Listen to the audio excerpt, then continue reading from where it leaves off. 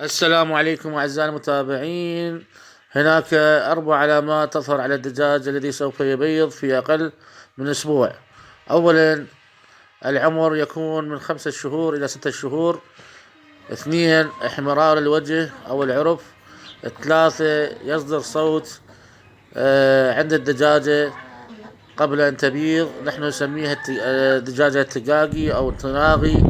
4، عندما تضع الدجاج البيض تصدر صوت كالصياح كما مبين في هذا الفيديو. أعزائي المتابعين، ولا تنسونا باللايك والاشتراك دعما للقناة. شكرا للجميع. أعزائي المتابعين، تابع الفيديو إلى النهاية مع العلامات ال4 للدجاج البياض.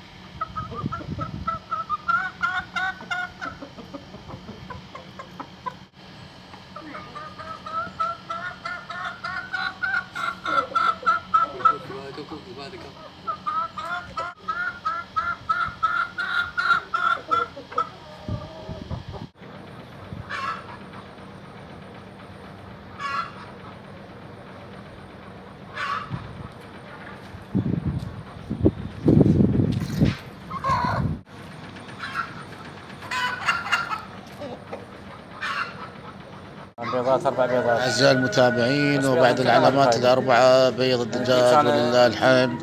ولا تنسونا باللايك والاشتراك دعما للقناة. من هذا الأحمر هسه جديد.